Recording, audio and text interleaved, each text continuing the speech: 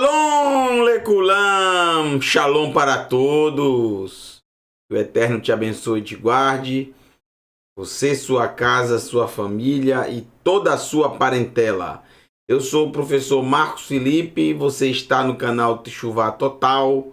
E nessa noite de terça-feira, você já sabe, nós temos um encontro marcado chamado Momento do Hebraico. E Momento do Hebraico agora está na segunda temporada.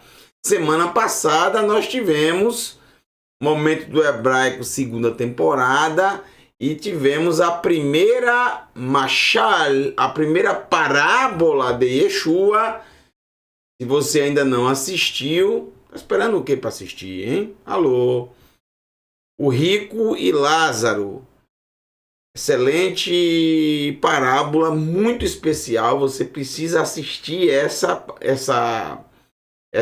esse vídeo, esse estudo, justamente para você entender um pouco sobre parábola. E logo no início do estudo eu faço uma explicação sobre parábola. Explicação essa que eu não vou detalhar nos demais vídeos que teremos, tá? Então, a explicação sobre parábola você vai encontrar no primeiro vídeo, no primeiro estudo da segunda temporada, semana passada. Hoje nós teremos a segunda parábola de Yeshua estudada. Acredito que chegue a 60 parábolas mais ou menos, se eu não estou enganado. Mas vamos para o segundo, e o segundo é uma parábola lindíssima. É uma das mais belas parábolas de Yeshua. Abençoado seja o Todo-Poderoso. Gente, essa parábola, que como vimos semana passada, sempre contém elementos extremamente estranhos para chocar realmente a sua mente, para a sua mente sair do modo automático, ou seja, tudo que a pessoa fala você entende e não pensa, e não raciocina, e não questiona. A parábola vem exatamente para trazer um nível mais elevado e fazer o aluno questionar, o aluno pensar e o aluno ter certeza que o que está se falando ali está fora da realidade. Mas a complicação de uma parábola é exatamente misturar elementos que são fora da realidade com elementos que são dentro da realidade. Vou tirar aqui a pulseira que a minha filha fez para mim, porque eu não gosto de nada. Depois eu coloco de novo quando ela chegar. Vamos lá. Alô. Vamos lá. Isso é muito interessante porque nessa parábola que nós vamos ver hoje, a parábola conhecida como parábola do bom samaritano, né? A parábola do bom samaritano. Então você precisa de alguns conceitos históricos, geográficos também, senão você não vai entender a parábola. Você vai achar tudo normal, você não vai ver nada de absurdo nela. Inclusive, quem não conhece o contexto histórico e geográfico dos samaritanos e do povo de Israel, vai simplesmente dizer: eu não vejo nada estranho nessa parábola. Realmente, para quem não conhece, não há. Mas depois da história que eu vou contar, resumida para vocês aqui dos samaritanos, aí vocês vão sim, com certeza, ver que é algo totalmente fora da realidade. Vamos lá. Em primeiro lugar, os samaritanos não é um povo. Não existe esse povo samaritanos. O samaritano não é um povo. O samaritano é uma junção, uma mistura de povos. O nome, na verdade, é Shomron. É uma região que está, como vocês vão ver daqui a pouco no mapa, entre a Galileia e a Judéia. No meio está Shomron, ou como traduzem as Bíblias para o português, Samaria. Shomron. Shomron era o nome de uma pessoa que era dono de uma grande quantidade de terras nessa região do Vale de Israel, próximo ali a Shechem, próximo ao Monte Gerizim, próximo ao Monte Eival. Era um grande produtor, um grande proprietário de terras, e por isso o local passou a ser chamado Choron. E todos os habitantes dessa região, que não só viviam, mas também trabalhavam nas propriedades de Choron, passou a ser chamados de Choromim, Choromi, ou seja, morador de Choron.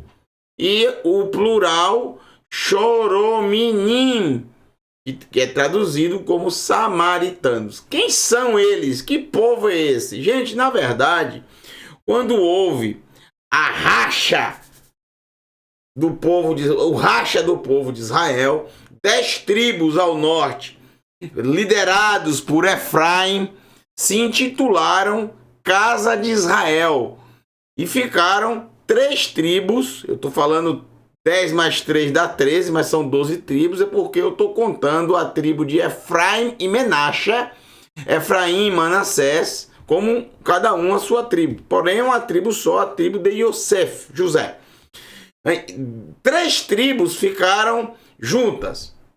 Yehudá, e passou a ser chamado exatamente de Yehudá. Casa de Israel, as 10 tribos, e Yehudá, que é Yehudá, Judá, Levi mesmo, e Beniamim, Benjamim. Todas essas 3, geograficamente, estão juntas. Na região ali onde está Jerusalém, que é ali a fronteira entre Yehudá e Beniamim. É Jerusalém, onde está o Monte Moriá, o local de peregrinação, local de adoração. É aí que começa exatamente o racha dessas 10 tribos lideradas por Efraim, porque ele liderou essas 10 tribos para se separarem de Judá. Então passou a ter em Israel 2 reis. Imagine só, realmente a nação ficou dividida. Passou a ter o rei de Israel, o rei que governava as 10 tribos, e também passou a ter o rei de Yehudá, de Judá, que governava 3 tribos. O racha estava estabelecido, o povo estava dividido. Logo após a morte de Shilomo Hameler, do rei Salomão, que os seus filhos assumiram, houve essa racha, houve essa divisão. O problema é que as outras 10 tribos, quando chegava época de festa de peregrinação, Pessah, Shavuot e Sukkot, era um Deus nos acuda! Alô! Os líderes de Efraim ficavam estressados, possuídos. Por quê? Porque as tribos teriam que peregrinar para onde? Alô! Jerusalém, para apresentar o sacrifício. Todos tinham que ir às festas de peregrinação, tinham que comparecer diante do Eterno, oferecer o seu sacrifício, celebrar a sua festa. Então o que é que Efraim... Ele viu, vou perder o controle dessas tribos. Porque era a oportunidade deles terem contato com Judá, deles terem contato com o templo, deles terem contato. E isso ia minando a liderança deles. Então, o que é que Efraim, o que é que a liderança dessas 10 tribos fazem? Hein? Simplesmente eles impedem que essas 10 tribos desçam a Jerusalém. Mas as 10 tribos iriam questionar, sim, e a gente vai adorar aonde? Se o local de adoração é no Monte Moriá.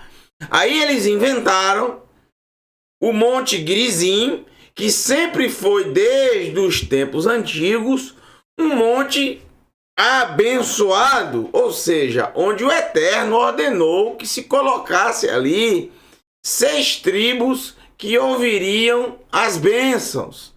Então, já que esse monte tem essa bênção, e é um monte que fica, como vocês vão ver daqui a pouco, bem central na região das 10 tribos, bem em Shechem, né? Controlada ali entre Menache e Efraim. Então, alô, local de adoração não é mais Jerusalém, local de adoração é o Monte Gerizim.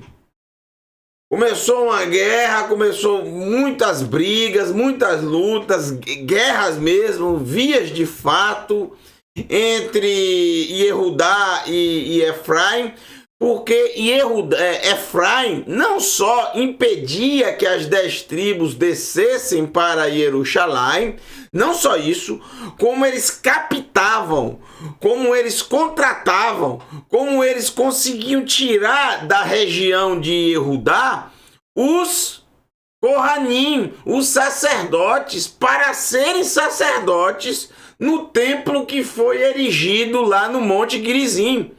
Sacerdotes esses que estavam escanteados, que não tinham oportunidade de prestar serviço no templo, de presidir no templo, porque eram muitos sacerdotes, existia um sorteio, você sabe. Então tinha muitos que tinham vontade de servir ao Eterno e foram captados por Efraim, justamente com a promessa que eles não iam ter nada de sorteio, nada disso, já iam chegar e já iam servir no templo.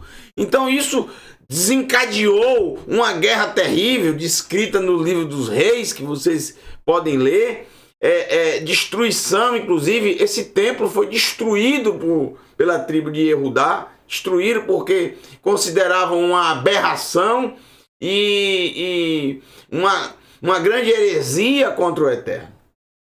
O único local de adoração era o Monte Moriá, o Monte Moriá, de fato. Mas essa situação ficou indesejável, terrível, briguentos, uma coisa sem precedentes, até que chegam os Achurim, os assírios, e devastam essas 10 tribos.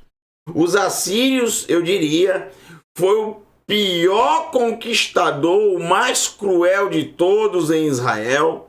Pior que os gregos, pior que os romanos, pior do que os babilônicos, porque todos esses conquistadores, eles arrasaram a terra, eles mataram muitas pessoas, mas eles nunca fizeram o que os Achurim, os assírios, fizeram.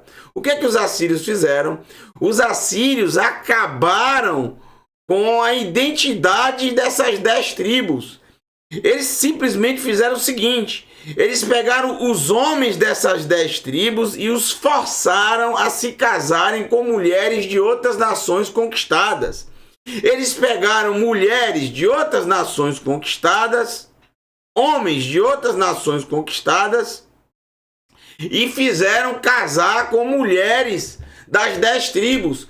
Então, houve uma mistura total, houve uma mistura sem precedentes entre homens israelitas e mulheres estrangeiras. Até aí tudo bem, porque os filhos que nascerem são israelitas, apesar que vai ter uma influência muito grande da mãe, que é estrangeira.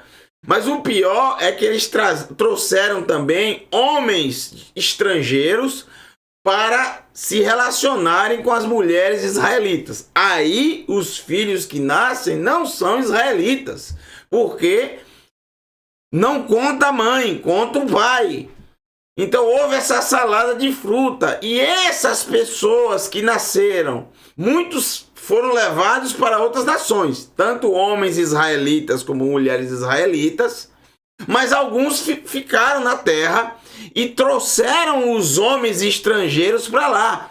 Essa mistura aí, esses casamentos mistos aí que aconteceram, pariram os Chorominim, os samaritanos, que nada mais são chamados de samaritanos não por causa dessa relação, dessa mistura que os assírios fizeram, mas pelo fato de viverem na região de Chorom.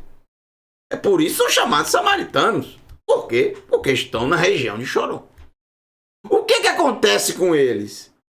Os samaritanos tem uma mistura muito grande e influência muito grande israelita, claro. Primeiro, porque eles estão na terra de Israel. Segundo, pois o pai ou a mãe deles são ou eram israelitas. Eram israelitas, né? Já morreram. Eram israelitas. Entenderam?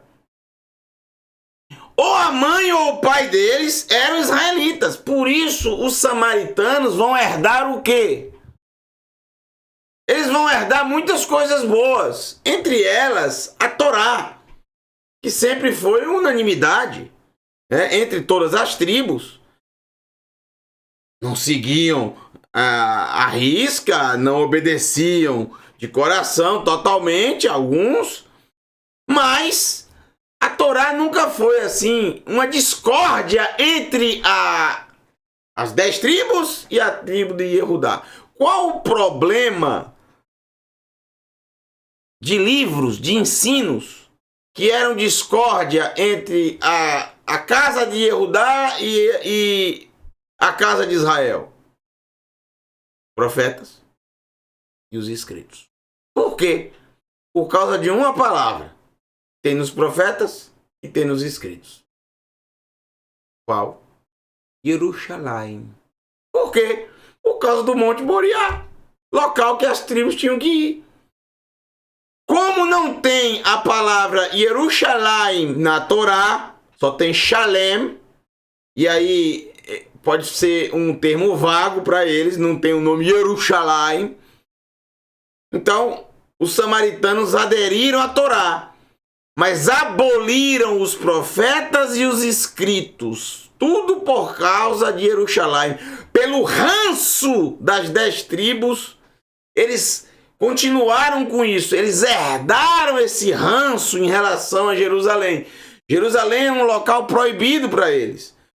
Proibido de falar, proibido de pensar e principalmente,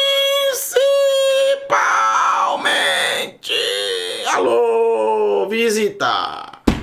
Eles não só eram proibidos de visitar, como se você quisesse brigar com eles, bastava dizer que seu caminho agora era Jerusalém. Eu estou indo para Jerusalém. Você arrumou uma briga com eles, uma briga total com eles. Uma coisa realmente que vem das brigas de Yehudá com Efraim, o sangue derramado, as guerras que eles tiveram pelo controle da nação. Bom, eu dei para vocês um contexto histórico bem rápido. Não temos muito tempo no momento do hebraico, mas esse contexto histórico é muito importante, senão você não vai entender a parábola.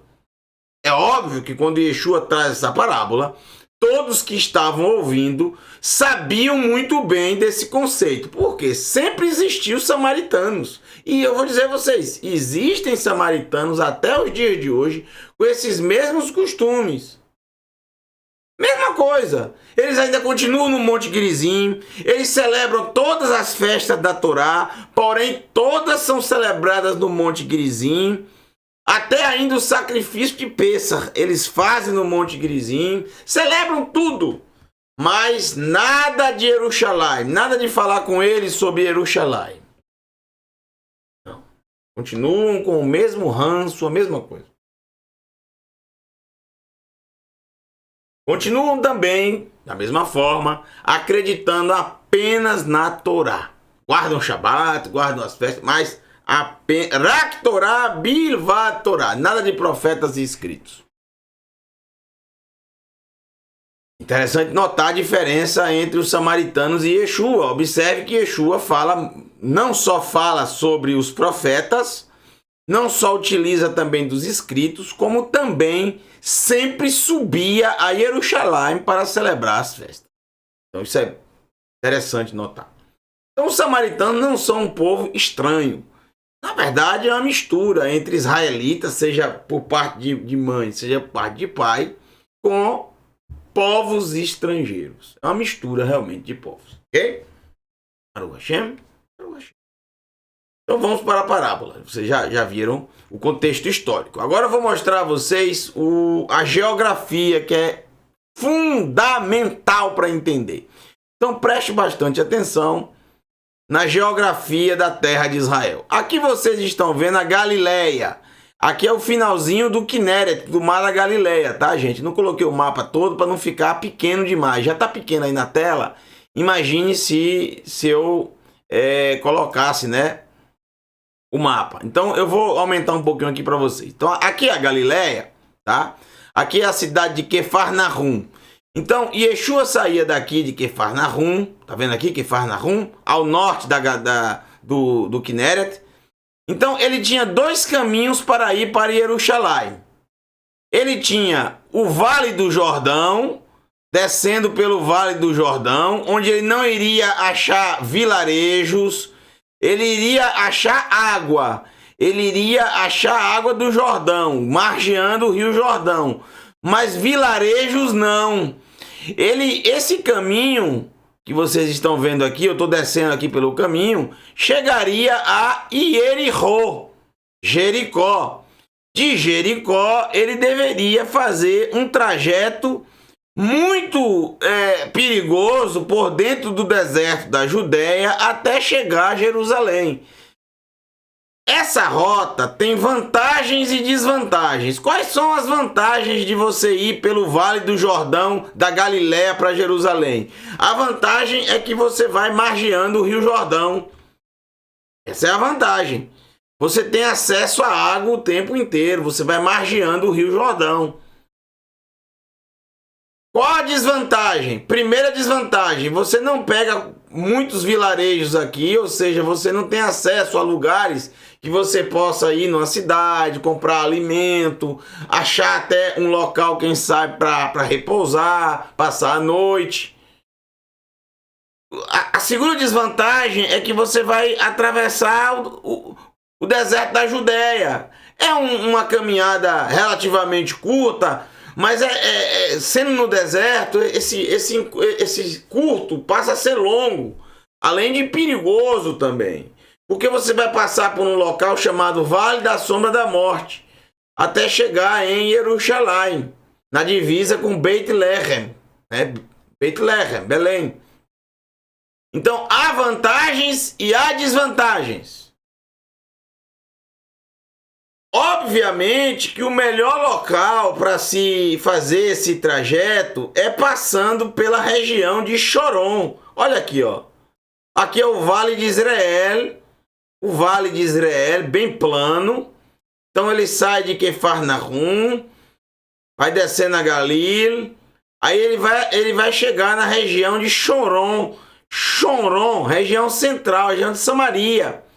Aí ele vai passar por Shechem, vai passar por Shiló, onde a arca ficou por séculos e séculos, quase 400 e poucos anos, né?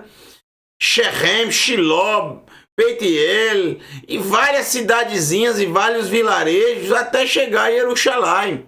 Não vai passar pelo deserto, vai passar por várias cidades, vários locais de apoio, vários locais para se comprar alimento, vários locais para quem sabe até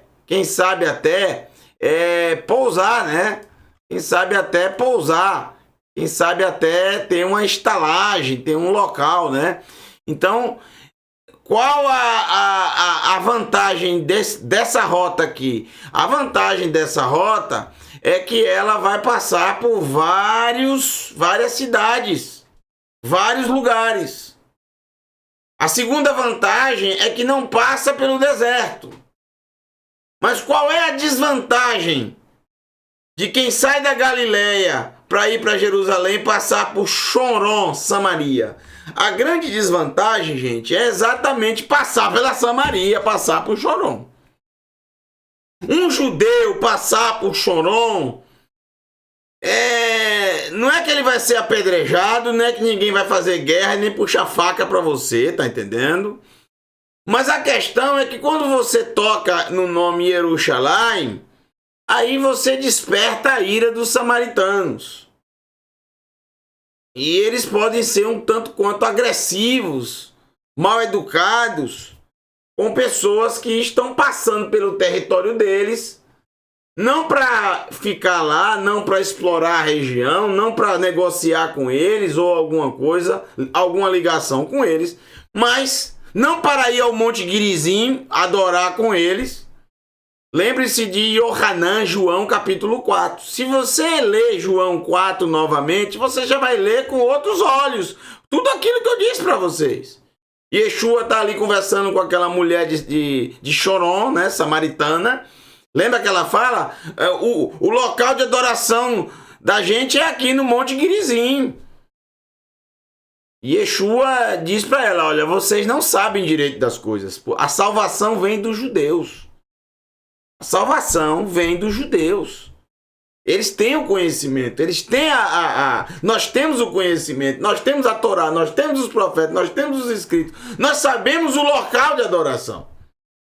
É claro que você não precisa ir a Jerusalém para adorar o Eterno, para servir o Todo-Poderoso. Mas quando se fala das festas, óbvio, o local de adoração, o local de prestar culto, o local de fazer sacrifício é Jerusalém. Mas, disse Yeshua, vai chegar o tempo em que as pessoas irão adorar, irão buscar o Eterno em qualquer local. Por quê? Ele já sabia que o templo seria destruído e não seria mais feito sacrifícios de animais. Que o sacrifício de animal só poderia ser feito em Jerusalém. As pessoas ficam maravilhadas com ele. Óbvio, ele deve realizar muitos milagres ali. Aquela mulher presenciou sinais que constatou que ele era o Mashiach. Isso é uma coisa um tanto quanto estranha, porque Mashiach não diz muita coisa para os samaritanos. Os samaritanos não têm essa ideia assim de Mashiach. Tanto, eu disse a vocês, eles não leem os profetas. Então, eles não têm muito essa ideia de Mashiach. Mas, de qualquer forma, ao que parece, no primeiro século, os samaritanos, pelo menos é o que deixa transparecer essa ideia, Yohanan, no capítulo 4, essa conversa, a samaritana, ela tinha em mente. Então, o que acontece?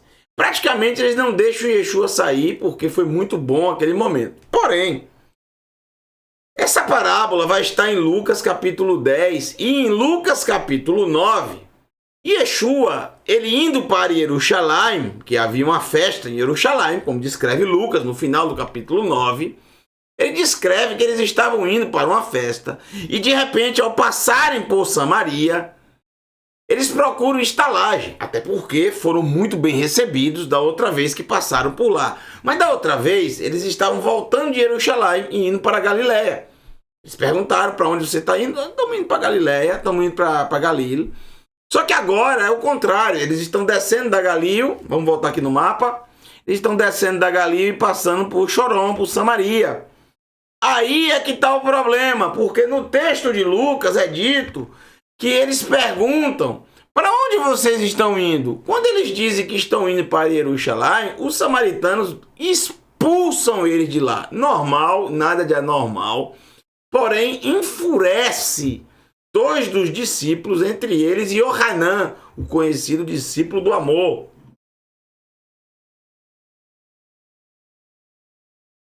E eles queriam, inclusive, que fogo do céu caísse, fogo dos céus caísse, como aconteceu com Eliyahu Hanavi, e consumisse os samaritanos. E Yeshua diz que absurdo vocês estão falando, isso é um absurdo. Como vocês podem desejar algo assim, né? Uma coisa dessa não deve ser dita, não deve ser pronunciada.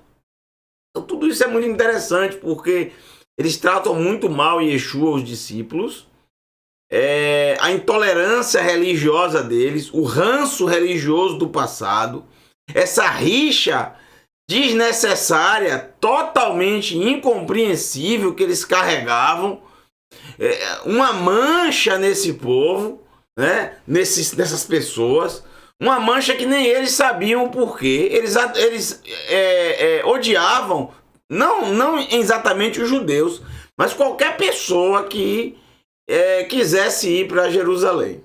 Então, só para vocês entenderem um pouco. E é muito interessante que logo após esse fato negativo, horroroso, de intolerância religiosa, dos samaritanos para com Yeshua e os discípulos, Yeshua, ao invés de falar mal dos samaritanos, ele ensina, Baruch Hashem, ele ensina a mim e a você algo fantástico, gente. Porque ele não vai falar mal do samaritano, muito pelo contrário. Ele vai falar o contrário, ele vai falar bem dos samaritanos. Colocando em prática o seu ensino de abençoe aqueles que te, perseguem. Você ensina uma coisa e faz outra? Yeshua não. É um verdadeiro mestre, o verdadeiro professor, o verdadeiro rabi.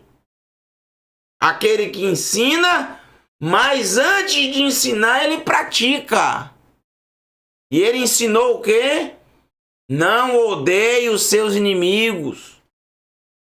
Não deseje mal ao próximo. Não deseje mal ao teu inimigo, a pessoa que te odeia. Abençoe aqueles que te perseguem. É isso que ele fez com os samaritanos. Ele tinha todo motivo para fazer parábolas que pudessem ridicularizar os samaritanos ou que pudessem criticá-los. Mas ao invés disso, ele faz essa parábola que é fantástica. Mas para você entender essa parábola, eu quero ler todo o contexto com vocês. É bom que vocês vão aprender muitas palavras e também muitos ensinamentos. Muitos ensinamentos. Vamos lá. Capítulo 10 de Lucas, verso 25, nos diz o seguinte. Preste bastante atenção a cada detalhe. E o motivo dessa parábola, sempre a parábola não vem do nada. Sempre tem um motivo, tá? E o motivo é quando você lê o contexto. Antes da parábola, leia o contexto, porque a parábola não surge do nada. Do nada ele fala a parábola, não. Há um contexto, há um porquê, né? Há uma precisão de trazer a parábola. É de fazer um ensino ser compreendido ou dar uma resposta a alguém de forma muito elegante e de acordo com o costume dos sábios do mundo antigo, né? Através de machal, parábola. Vaiacam, e se levantou, Talmid Raham Echad, Talmid em hebraico é aluno. Essa palavra vem exatamente da letra Lamed. Lamed é exatamente o aprendizado, aprender. E o que significa literalmente o Lamed, essa letra aqui? Um cajado, uma condução, aquele que é conduzido, como uma ovelha que é conduzido pelo pastor, que vai apacentando, que vai ensinando, que vai protegendo. É dessa palavra que vem Talmid, ou seja, o aluno. Até os dias de hoje é assim. Esse aluno que se levantou quer dizer, estavam sentados, literalmente, porque é assim que se aprende, sentado. Mas aí ele se levantou para falar alguma coisa, para perguntar alguma coisa. Então, esse não era um aluno qualquer, ele era um aluno Raham. Raham. Cuidado se você não tiver com a garganta inflamada quando você falar essa palavra. Poxa, coloque a mão na frente para não sair... alô? Para não sair nada indesejado. Raham. Alô? Raham. Sábio. Tá? Dessa palavra, Chokhmah, sabedoria. Raham, sábio. Rahamim, sábios. Esse era um aluno sábio. Não fala quem é. Era um aluno, Talmid, um aluno, tá? Um aluno sábio. Muitos traduzem como discípulo. Eu não gosto de traduzir como discípulo, tá? Porque isso aí já é uma tradução que vem do grego. Você tem que traduzir pelo hebraico. É o ivrit, rak ivrit, bilvad ivrit. É um aluno. Então, de repente, você vai pensar que é um discípulo de Yeshua. Qual dos 12? Não. Fica claro aqui que não se trata de nenhum dos 12. Trata-se de um aluno. onde ele estava ensinando e estava ali sentado aprendendo. Qualquer um que senta, qualquer um, não precisa você conhecer há 10 anos o professor, há uma semana o professor, há um mês o professor. Você pode ter conhecido naquele dia e de repente se sentou para ouvi-lo. Quem se senta para ouvir alguém ensinar é um aluno. Naquele momento se colocou como aluno. Ok? Baruch Hashem, aluno. É melhor do que você traduzir como discípulo, porque discípulo já tem uma conotação diferente. Melhor aluno. Tá por mim. Um aluno se levantou, lê para nassotô. Nassá em hebraico é testar, para testá-lo. Nassotô. Testá-lo. Testar a quem? Testar a Yeshua, como vamos ver no contexto. Vaiomer e disse, Rabi, meu mestre, levantou e perguntou, Rabi, meu mestre, me alai la asot, o que eu preciso praticar, o que eu preciso fazer, o que eu preciso praticar, la reshet, para adquirir, para herdar, para obter o que? Hayei Olam, a vida eterna. O que é que eu preciso, meu mestre, praticar, fazer para herdar a vida eterna? Perceba que a mesma pergunta desse jovem, sabe? Jovem não sei se é jovem, não sei, pode ser um senhor de idade, o texto não diz, né, que é jovem, o texto fala que era um aluno sábio, somente isso. Então, a mesma pergunta desse aluno sábio é a mesma pergunta de muitas pessoas até os dias de hoje. Muita gente fica perguntando: o que é que eu tenho que fazer para obter a vida eterna? O que é que eu tenho que fazer para ser salvo? Muitos não falam nem a vida eterna para salvo. O que é que eu preciso fazer para ser salvo? É uma agonia com isso. É uma agonia. Que talvez o Eterno já não aguente mais de ouvir tantas pessoas falarem disso. Como se fosse uma troca. Como se fosse alô, como se fosse assim, faça isso e ganhe isso. Como se fosse um mapa do tesouro, como se fosse... Gente, a salvação não é assim, um câmbio, uma troca, né? Um negócio, não é assim. Tem que entender isso, a salvação é um dom, é um presente do Eterno, ninguém merece não. Nenhum ser humano merece salvação, não. Quem é que merece? A vida eterna, viver para sempre. Ninguém merece. Todos nós temos falhas, defeitos, né? Falhas nos pensamentos, falhas nas palavras, falhas nas ações. Alô! Então para com isso, porque isso entristece o coração do Eterno.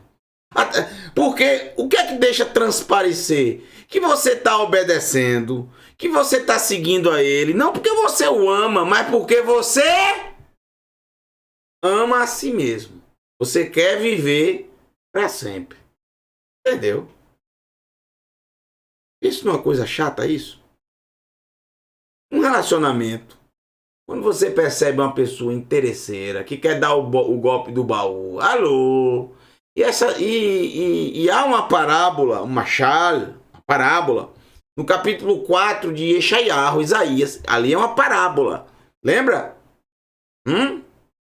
7 mulheres agarrarão um homem, isso é uma parábola, machal. 7 mulheres agarrarão um homem e dirão para ele: case conosco, deixa eu ser sua mulher, não precisa me dar pão, não queremos pão e nem queremos roupa. E era obrigação do homem fornecer pão, roupa e o que mais? Alô, amor, né? Carinho, namorar.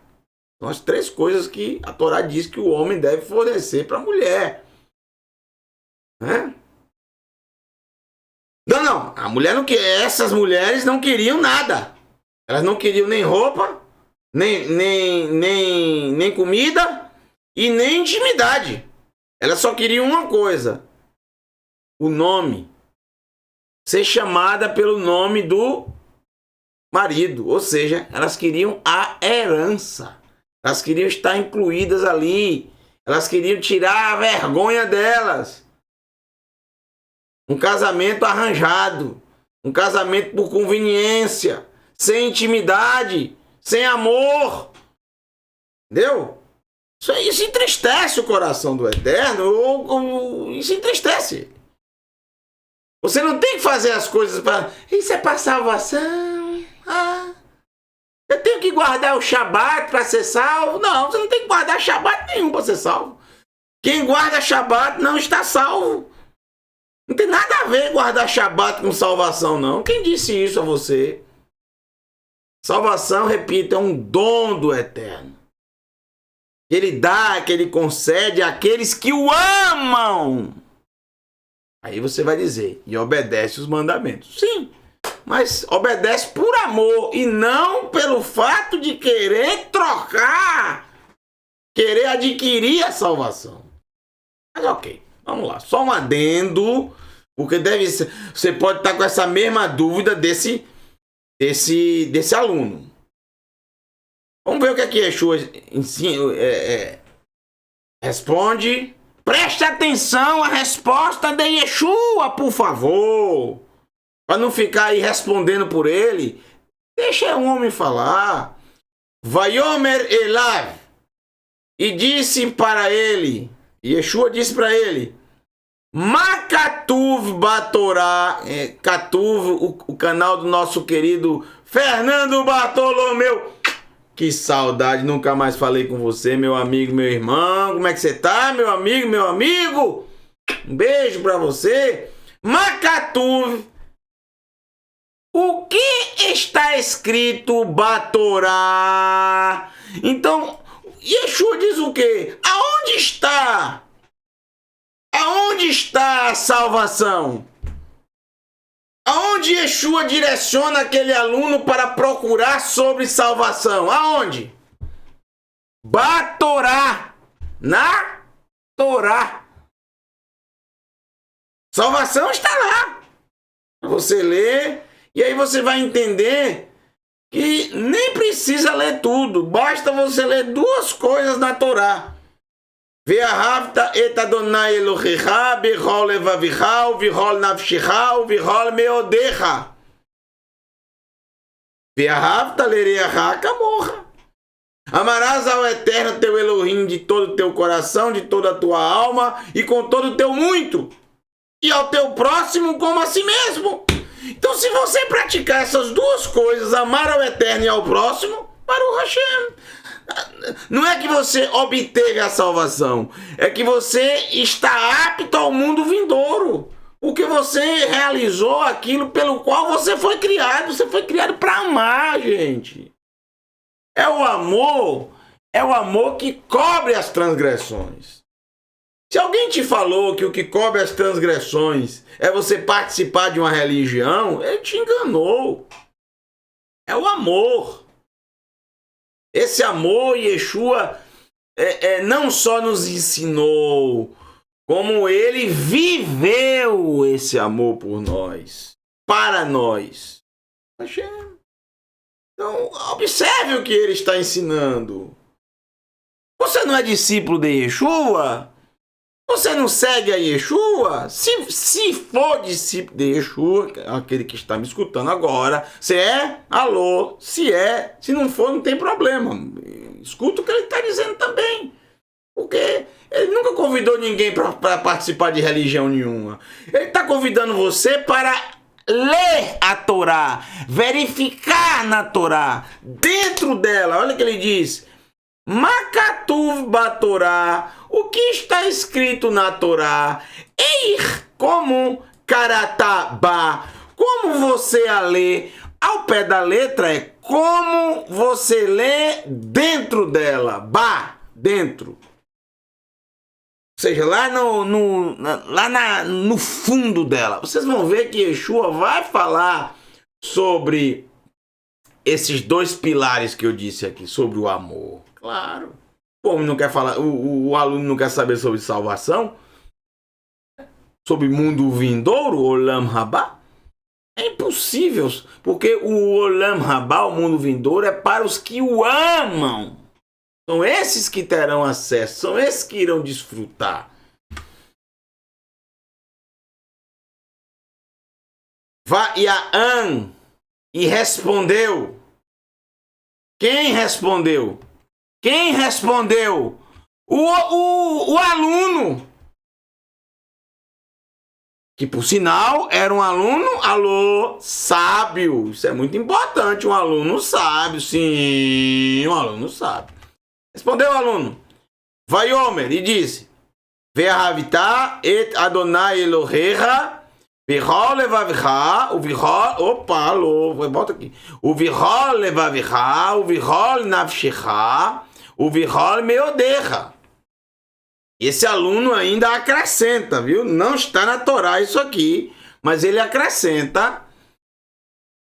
V'chol madacha, ulereacha kamorra. Ele acrescenta essa parte aqui, ó. Madaha. Não há problema nenhum ele ter acrescentado isso, porque está totalmente dentro do contexto, vocês vão ver agora. Amarás o eterno teu Elohim de todo o teu coração, de toda a tua alma e com todo o teu muito. Até aqui está na Torá. E com todo o teu pensamento. Isso aqui ele deve ter aprendido nas escolas, né, da época. Porque isso não está na Torá. E com todo o teu pensamento... Ou seja, com todo o teu pensar, até no teu... Isso é muito interessante. Não está errado, realmente a gente tem que amar ao Eterno também, até com o nosso pensamento, ok? E aí ele arremata, e ao teu próximo como a ti mesmo. Gente, ele resumiu a Torá. Alô! Ele resumiu a Torá, esse aluno. Aluno sabe ou não? Palmas para ele. Tem gente que pensa que é Yeshua falando aqui. É o aluno falando. Palmas para o aluno. Palmas para esse aluno sábio. Aluno sábio. Agora, Yeshua responde. Vaiomer Elav. E disse para ele. Yeshua disse para ele. Tov Anita. Boa resposta. Tov Anita. Boa resposta. Ren veterrie. Boa resposta. Pratique isso, veterrie, e terás vida. E terás vida. Pratique o quê? Ame ao Eterno de todo o teu coração, de toda a tua alma, com todo o teu muito. E o aluno até acrescentou, e com todo o teu pensamento. E ao teu próximo como a si mesmo. Muito bem. Até aí, tudo lindo, tudo maravilhoso. Vaioel, e determinado lehatzedik nafsho, e determinado a justificar sua alma. Esse aluno sábio poderia ter algum problemazinho, especialmente com o próximo, com alguma pessoa que ele pode ter tido, como se diz aqui no Nordeste, algum arranca-rabo, alguma pinimba, que mais, né? Alguma indisposição. Palavras do nosso Brasil, né? Brigas, né? Eu vou falar lá das Alagoas. Alguma alguma arenga com alguém, alguma briga. Vaiomer El Yeshua, e disse para Yeshua. Aqui vai começar a nossa parábola. A nossa parábola não começou ainda, viu? Olha só o tempo. A parábola é difícil para explicar. Eu tive que fazer todo esse arrodeio com vocês. Então nós teremos um tempo um pouco mais estendido hoje. E disse para Yeshua: Umi Hu, e quem é ele, rei, rei. E quem é ele? E quem é o meu próximo? Quem é? E quem é ele? O meu próximo. Ao pé da letra é, e quem é ele, ele, rei, o meu próximo? Preste bastante atenção no que eu vou explicar para vocês agora. Isso só tem como ser entendido através do Ivrit. Não tem como entender essa parábola, não tem como entender o que vai ser dito se você não conhecer o hebraico. Rak Ivrit bilvad Ivrit. Do hebraico. Não tem como você entender, porque, por exemplo, você sabe o que é a palavra próximo? Como é a palavra próximo? Resh e Ain. Reá. Reá. É a palavra próximo. Reá. Reá é a palavra próximo. Tá? A palavra próximo, como é a palavra próximo? De novo? Reá, próximo. Porém, o que significa isso em hebraico? Amigo, companheiro, amado, amigo, uma pessoa amiga. Reá é amigo, gente. Próximo em hebraico significa amigo, companheiro, em hebraico. Nas outras línguas, alô? Não. Na língua portuguesa, próximo significa amigo? Não. Próximo significa aquele que está próximo de mim. Não é? No hebraico, não. No hebraico, próximo não é apenas aquele que está próximo de você. Próximo é aquele que é seu amigo. Ok? Próximo. Que barulho desse passarinho que tá fazendo aqui, viu? Próximo é exatamente aqui. Que passarinho barulhento. Hoje ele tá barulhento. Alô? Próximo é o seu amigo. Em hebraico. Seu companheiro. Uma pessoa que gosta de você. Uma pessoa que lhe trata bem. Uma pessoa que lhe dá atenção. Reá. Dessa palavra reá é que vem a palavra o quê? Reuel, amigo do Eterno. Então, gente, na Escritura Sagrada, esse termo aqui, Reá, é amigo, companheiro, uma pessoa que estende a mão, uma pessoa que lhe abraça, uma pessoa que lhe ouve, uma pessoa que lhe ajuda, uma pessoa que chora com você, uma pessoa que ri com você, que se alegra com você. Entendeu? Baruch Hashem? Baruch Hashem. Então, precisa estudar no Ivrit, no hebraico, porque essa é a língua que está sendo falada aqui, nesse momento. Verso 30, começa a parábola, para a pessoa entender quem é o próximo. Para que serve essa parábola? Porque ele quer saber quem é o próximo dele. Quem é o meu próximo? Ou seja, quem é essa pessoa que eu tenho que ser um amigo, que eu tenho que ser um companheiro? A começar da sua esposa. Que é a pessoa que você, em primeiro lugar, tem que ser... O primeiro que tem que ser seu próximo. Homens, a sua esposa. É a primeira. Se você não é próximo dela... Se ela não é tua próxima, e se você não é o próximo dela, pronto. Você vai ser mais de quem nessa vida? Porque é a pessoa que você mais tem contato. Alô? Deve ser, né? Não é possível. Seu filho, depois, sua filha, seu pai, sua mãe, seus irmãos, seus tios, seus familiares. Quando fala a tua esposa, o teu próximo, ela tem que ser tua amiga, tua companheira, você tem que tratar ela dessa forma. E o esposo do mesmo jeito. Da mesma forma com o filho. Porque tem gente que ao invés de tratar o esposo como um amigo, um companheiro, trata como um inimigo. Eu tenho que entender o hebraico, ivrit. Próximo quer dizer amigo. Na verdade, essa palavra próximo não é muito boa a tradução. Porque no português só fica na cabeça que é aquele que está perto de você. Não, não, não, não. É qualquer um que você se relacione, que você conheça, que você tenha qualquer tipo de relação com ele. Agora, se ele vai ser o teu próximo ou não, depende de como você o trata. Se você tratá-lo bem, se você tratar com amizade, com carinho, com atenção, ele é o teu próximo.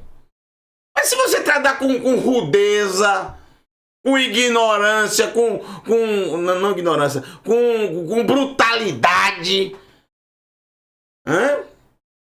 você for bruto, bruta, ele foi teu próximo? Você foi o próximo para ele? Claro que não.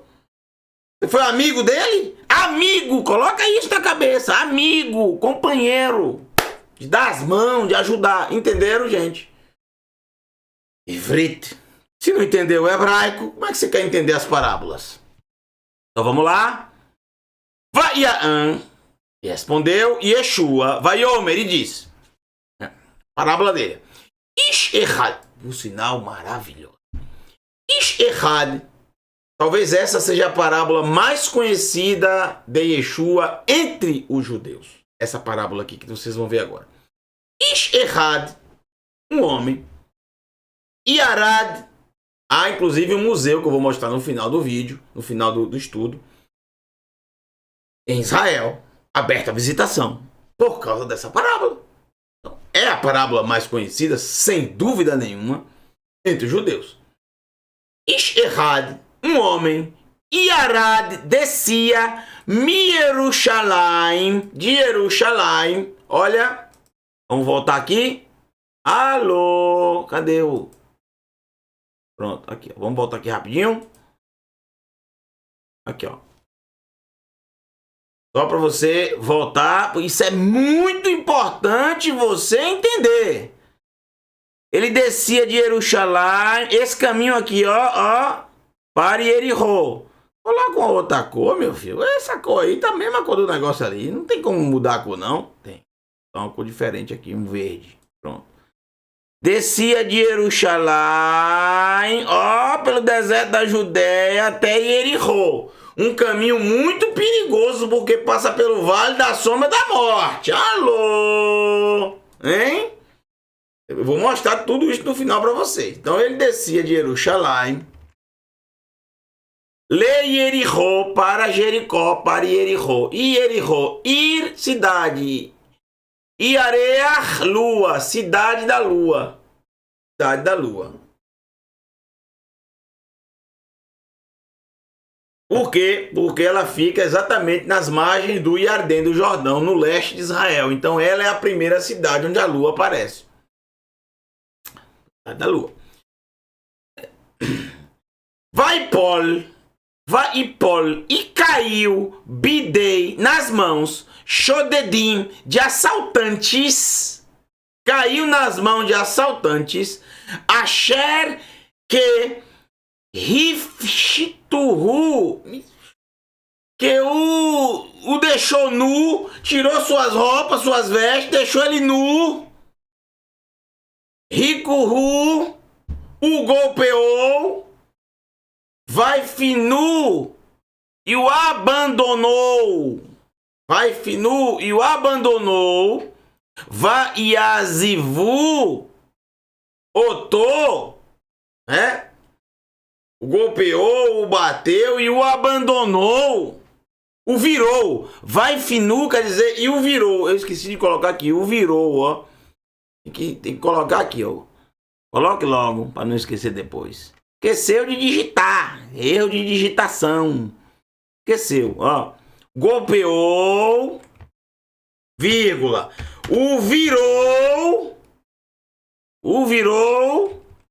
para não mostrar talvez as vergonhas do homem, né? Porque deixou nu, alô, né? Vamos, pronto.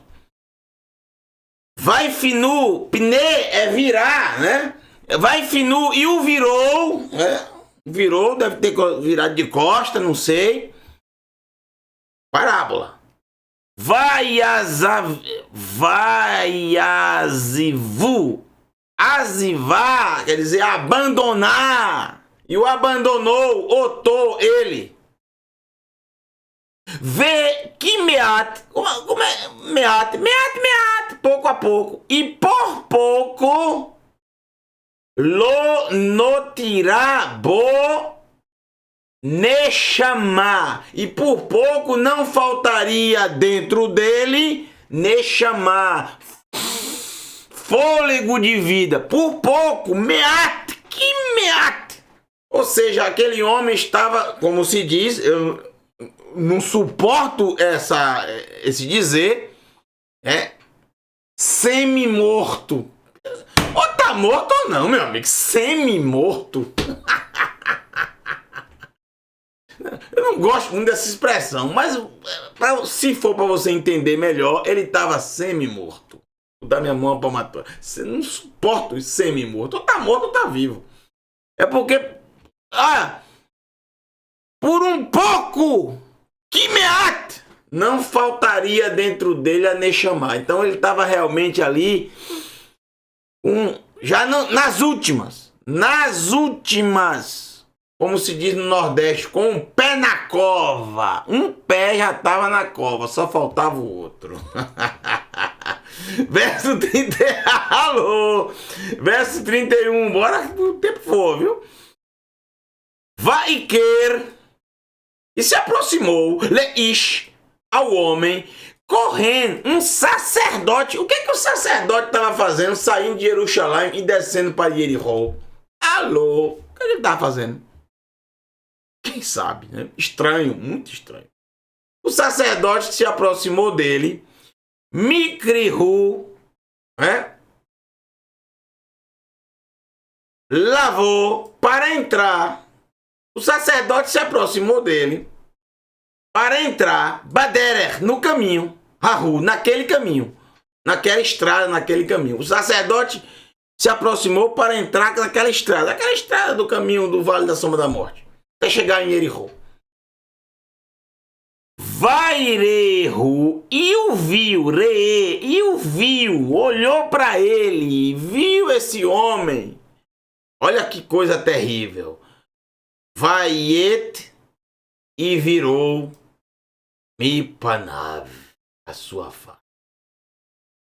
E fez uma virada de face. O homem estava semi-morto, se diz, moribundo, todo espancado, nu. E o sacerdote virou a face, continuou como se nada tivesse acontecido. Para o sacerdote, ele vai dizer, bom, ele está morto, o sacerdote não pode se aproximar de um cadáver, mas está escrito entre os próprios sábios que um homem não pode jamais, a Torá diz isso, que o homem não pode jamais ficar ali sem ter o seu enterro. O corpo não pode chegar até o pôr do sol. Então você está num local deserto, onde ninguém está ali para pegar e fazer o sepultamento. O sacerdote tem que realizar isso. Por quê? Não só em respeito àquele corpo, mas também em respeito aos vivos. Porque um corpo morto, ele transmite doenças. Um corpo morto, ele transmite o quê? Doenças. Então você tem que, no mesmo dia, ele tem que ser enterrado. Mas virou a face e foi embora. Até aí tudo bem, não há tanto problema assim nessa parábola. Nenhum problema por enquanto de estranheza na parábola. Qual o problema do sacerdote descer para ir em Jericó? Tudo bem. É um pouco estranho, mas não tem problema. Não é uma coisa absurda, né? Não. Vegam ish Levi, e também um homem Levi, de Levi, um levita, não necessariamente um sacerdote, porque ele não era da casa de Aaron, apesar que todo sacerdote é levita, mas nem todo levita é sacerdote.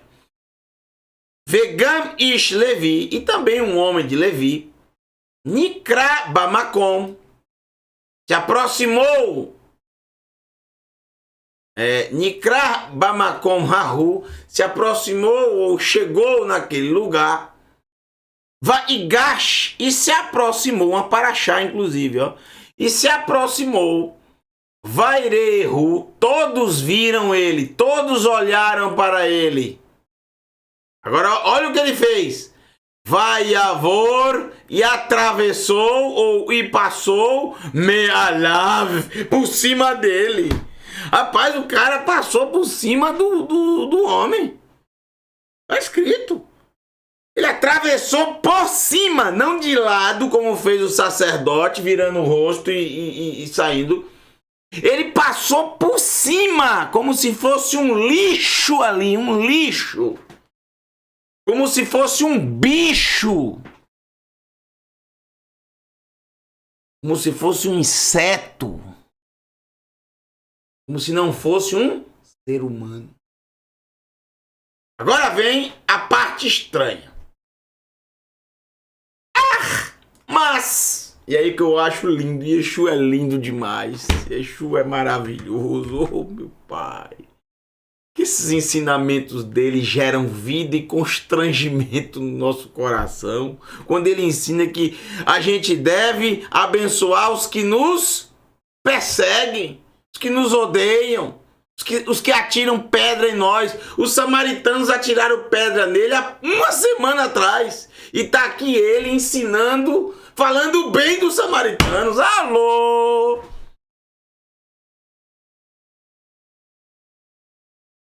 Por isso que tem vida, palavras, autoridade. Ar-ish, choroni, choroni, ou seja, mais um homem de Choron, um homem samaritano. Expliquei tudo para vocês. Isso que é absurdo. O que vocês estão vendo aqui é absurdo. O samaritano jamais, nenhum samaritano jamais... 334, só para lembrar de tal slide. Nenhum samaritano jamais estaria em Jericó. Ele vai fazer o que em Jericó? Como é que ele veio para Jericó? Fazer o quê? Essa região é a região de Yehudá. Jericó também está na região de Yehudá. Isso aqui não faz parte de jeito nenhum de Choron, de Samaria. O que é que ele está fazendo aqui? De jeito nenhum. Isso é estranho, isso é parábola. A parábola realmente ela se configura e a gente tem certeza que é uma linguagem de Mechalim, de parábolas, por causa dessa palavra, Choron, Samaria. Não tem nada a ver com Samaria. Está perto de Jerusalém. Está na região de Yehudá. O sacerdote tudo bem, o Levi tudo bem. Perceba, tribos que estão ali realmente na região. E isso faz sentido. Agora, Choron, não. Samaritano, não. Jamais ele estaria aí. Mas é parábola. É parábola. Agora eu lembro do número 334. Mas um homem samaritano belertou no seu caminho. E mais linda é isso aqui que Yeshua coloca. Só no hebraico para perceber. Lemassav.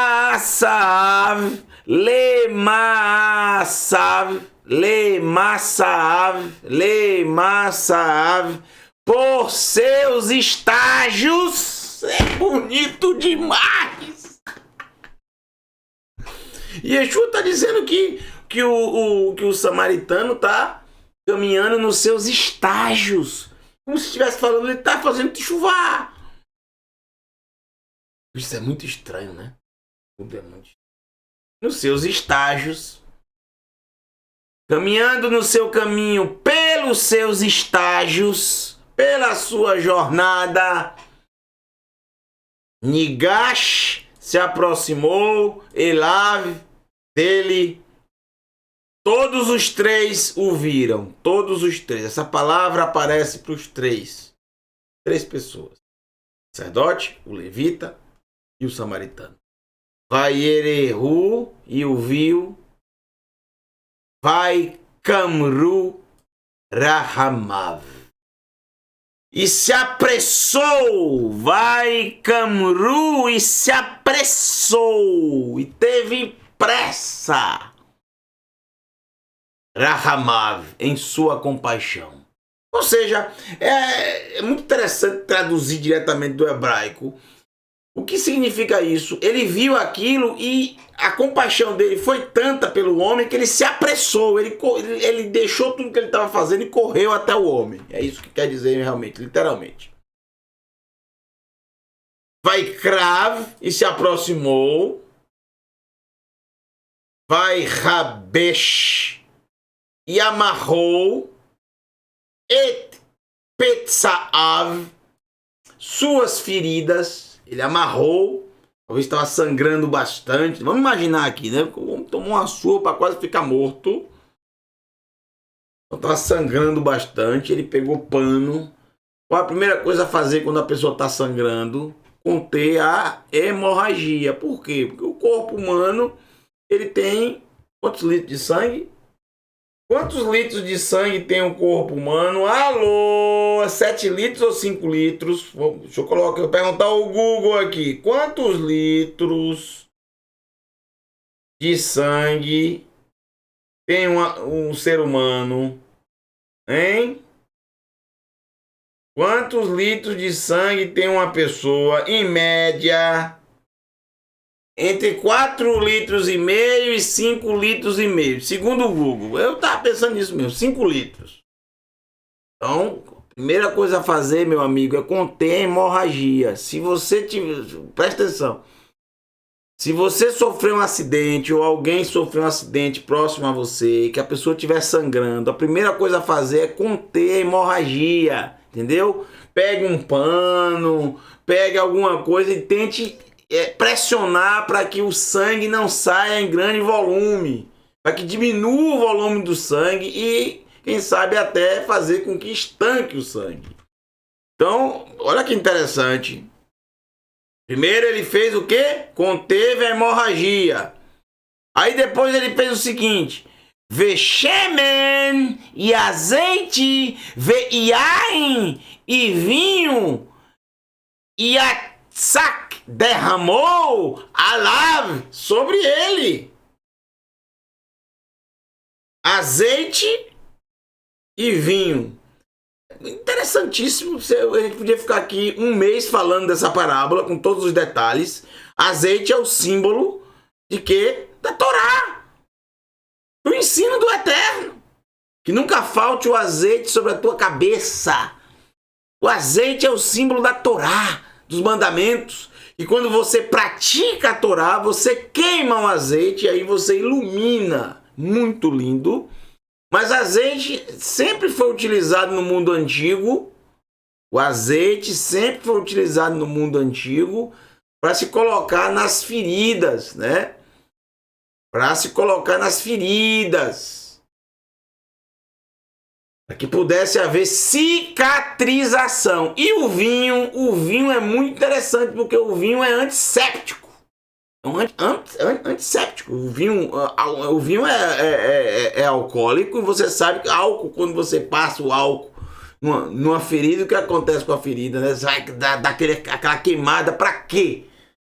Especialmente para quê? Matar as bactérias, né? Bactérias que estão ali presentes, com certeza. O vinho é exatamente isso, antisséptico. Também o vinho serve como anestésico natural, né? Você dá um pouco de vinho para a pessoa ali que está com aquela dor terrível ali. Pelo menos a pessoa, quando você toma o vinho, há um processo no seu cérebro de trazer alegria. Você se alegra realmente, né? Então traz um certo conforto. Então é como se fosse um anestésico, né? Muito bem. Mas não só isso, ele também fez o quê? Vayarekibehu, vem de Rahev. Rachev, quer dizer, montar. E o fez montar al behemto, sobre o seu jumento, vai vieru, e o fez chegar, ou e o levou, el hamalon, para hospedaria. Então, existem elementos na parábola que são verdadeiros e reais. Samaritano existe, levita existe, sacerdote existe, o caminho entre Jerusalém e Jericó existe, e a hospedaria entre esse caminho também existe. Eu vou mostrar para vocês. Mas não só isso. Vaiachash, e arcou lo para ele, lechol marsorav, com todas as suas necessidades. O samaritano pagou tudo por aquele homem. Homem esse que estava no caminho entre Jerusalém e descia de Jerusalém e ia para Jericó, ou seja, tinha passado por Jerusalém. E o samaritano mesmo assim ele ajuda. E o que é que o samaritano está fazendo ali? Parábola. Só para explicar o que é o próximo. Só para isso. Mas ele não perdeu a deixa para falar bem dos samaritanos. Para contrapor os samaritanos que falaram mal dele. Ou seja, pagar o mal com o bem. Faça isso também. Você não é discípulo de Yeshua? Hein? Ou não é? Se é, faz o que ele ensinou. O Lemahorat. E no amanhã, e pelo amanhã, e no dia seguinte, nasceu na sua viagem, Hotzi fez sair, fez sair, Shnei dinarim, 2 denários. Um denário era o valor que era pago mensal a um trabalhador. Ele tirou 2 meses de salário dele. E deu ao dono Hamalon do hotel, da pousada, da hospedaria. Até hoje em hebraico, Malon quer dizer hotel, até hoje.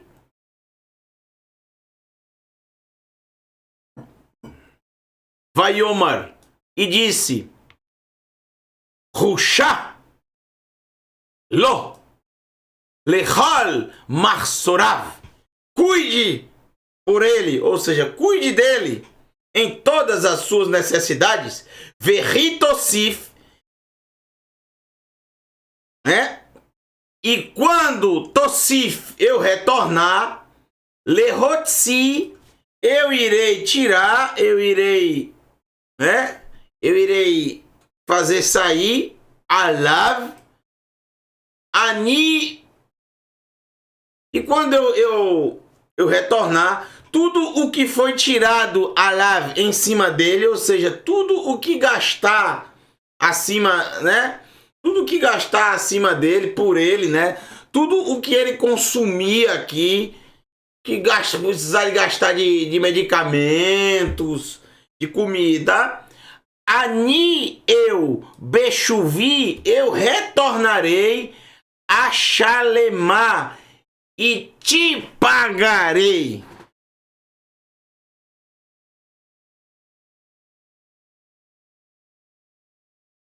Ele foi o próximo ou não foi? Entendeu agora o que é próximo? Esse samaritano foi ou não foi um próximo? Próximo não é que se aproximou, porque o sacerdote se aproximou, o levita se aproximou e ele também se aproximou. Próximo não é chegar perto. Próximo, ser próximo, não é você estar do lado da sua esposa, do lado do seu filho, do lado do seu pai, do lado da sua mãe. Isso não é ser próximo, não. Pelo menos de acordo com o hebraico. Pode ser de acordo com o português. Ser próximo é estar próximo da pessoa. O que adianta estar próximo da pessoa e passar por cima dela? E virar as costas para ela, e virar a face? Alô? 36. Veatá, ou quem está me ouvindo em Israel, Ve'achav, e agora, Matomar, o que você diz? E Yeshua pergunta a ele, e agora o que você diz? Misheloshá, quem dos três, quem destes três, Raiá foi Reá, olha aqui, ó, Reá, próximo, mas quer dizer amigo, companheiro. Quem destes três foi o companheiro Laish ao homem, pelo homem, foi companheiro pelo homem, foi amigo do homem. Asher Nafal Bidei Rashodedim, que caiu nas mãos dos assaltantes. Quem foi o próximo, ou seja, quem foi o amigo, o companheiro, Baruch Hashem? Hein? Próximo não tem nada a ver. Yeshua está ensinando a ele. Próximo não tem nada a ver com estar próximo. Próximo é aquele que é amigo, companheiro. E amigo não faz nada pelo outro querendo receber algo em troca. Isso não é amigo. Isso é amigo? Não. Isso é interesseiro. Ele pediu alguma coisa em troca? Nada.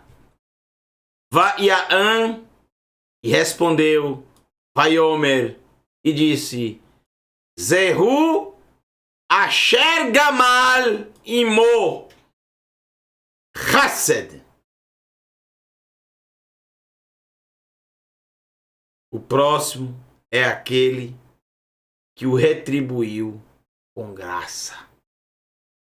É aquele que o retribuiu com graça. Ou seja, fez sem querer nada em troca, sem cobrar nada, né? Mesmo que aquela pessoa não merecesse, você não sabe nem quem é. Será que ela não merece estar aí desse jeito mesmo, aí toda espancada, acabada? Você não procura saber nada sobre ela, você simplesmente o ajuda, é um ser humano.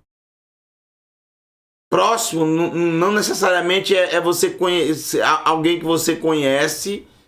Próximo é quando você é amigo de alguém, ou seja, você se porta com amizade, você ouve a pessoa, você abraça a pessoa, você senta com a pessoa, você dá atenção à pessoa, você ajuda a pessoa, você alimenta a pessoa. Você veste a pessoa.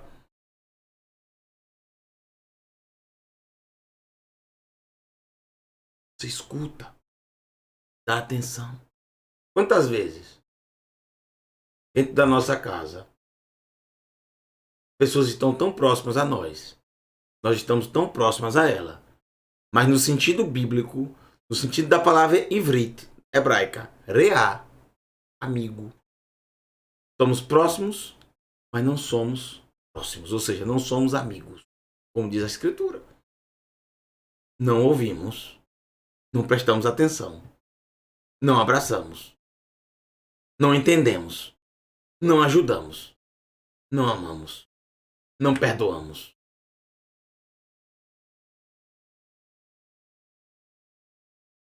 O jovem só dava, por isso que era sábio, só dava a resposta certa.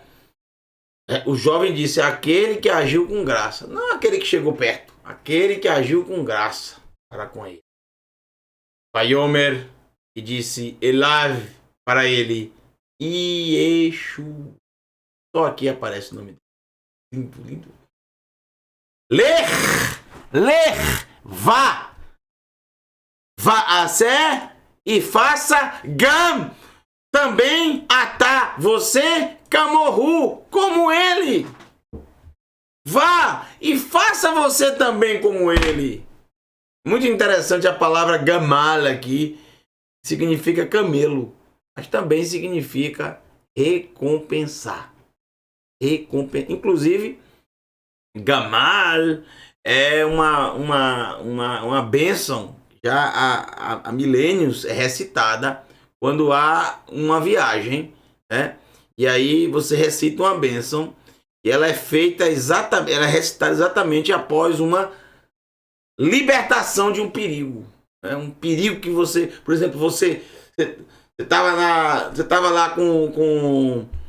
lá numa caravana e de repente ladrões e você conseguiu se livrar disso, saiu ileso. Aí você recita a Gamal, Hagomal em hebraico. Hagomal. A bênção feita, recitada após a libertação de um perigo.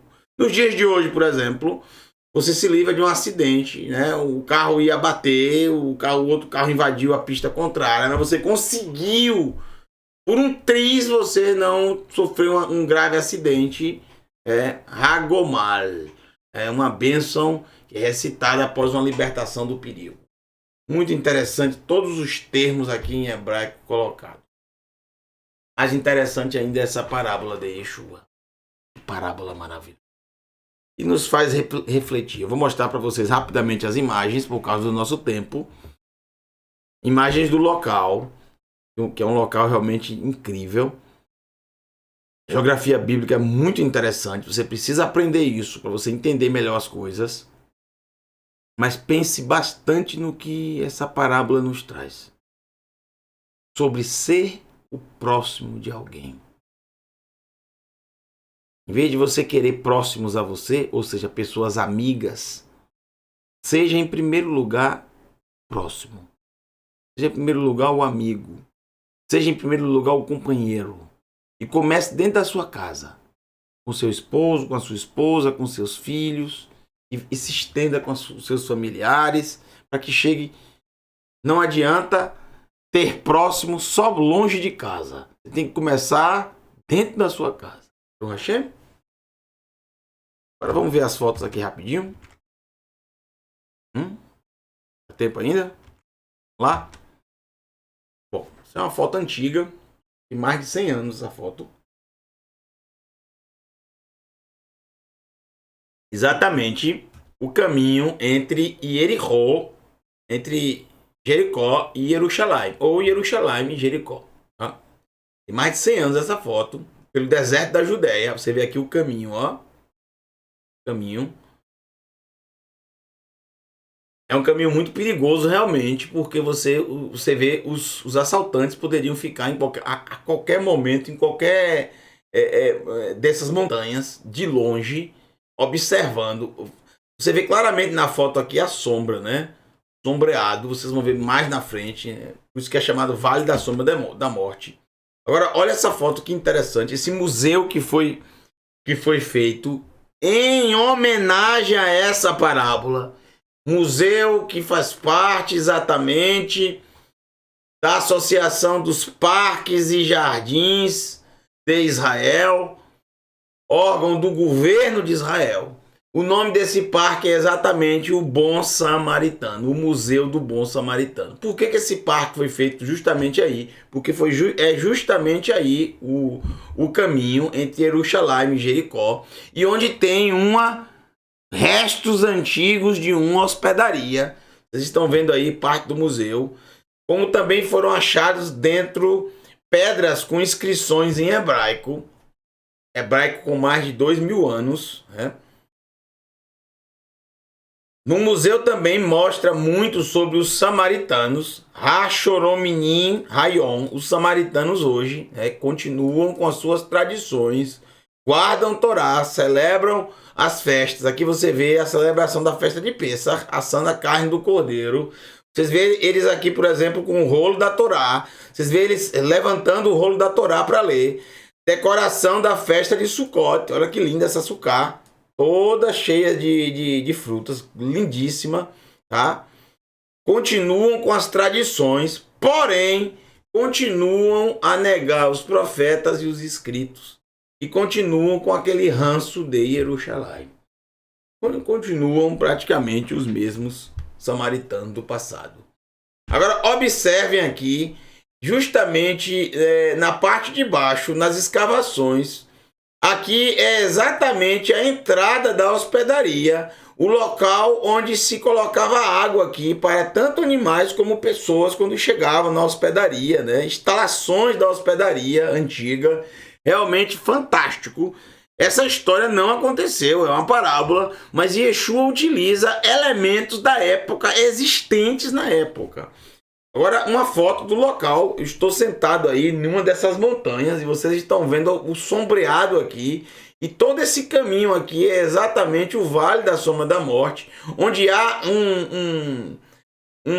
águas tranquilas, como está no Salmo 23, e por causa dessas águas tranquilas no deserto, que vem lá da cidade de Anatot, a cidade do profeta Irmeiarro, você vê vegetações aqui, pastos verdejantes, olha aqui, que as ovelhas até os dias de hoje são levadas pelos pastores para se alimentarem aí.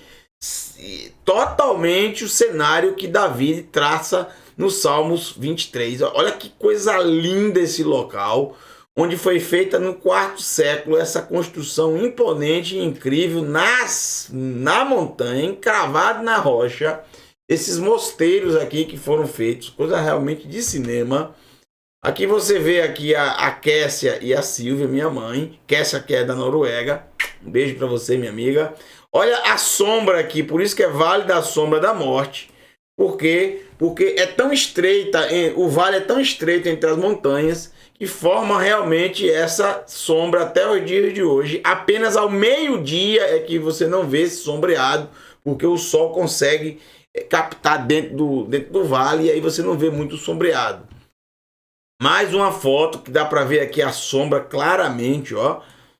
Então era um prato cheio realmente para os ladrões do mundo antigo. Bom, gente, eu espero que vocês tenham gostado de mais uma parábola, de mais um momento do hebraico. Muitas palavras eu li para vocês hoje, palavras novas. Entre elas, reá, que quer dizer, que se traduz como próximo, mas na verdade quer dizer amigo, companheiro, tá? Amizade, né? Um amigo. Reuel, daí que vem Reuel, amigo do Eterno. Espero que você tenha gostado. Se você não entendeu, volte, assista novamente, anote as palavras. E mais importante ainda que isso, é você entender a mensagem. Você é discípulo de Yeshua, ouça o que ele diz, o que ele ensina. Bom, semana que vem, se o Eterno assim nos permitir, nós teremos a terceira parábola. Eu não vou falar o nome, quero ver se vocês acertam. Tá aí a imagem da terceira parábola que nós teremos, tá? Essa será a terceira parábola semana que vem, tá bom? Então que o Eterno te abençoe e te guarde. Um beijo no seu coração e até a próximo. Alô! Momento do hebraico, momento do hebraico.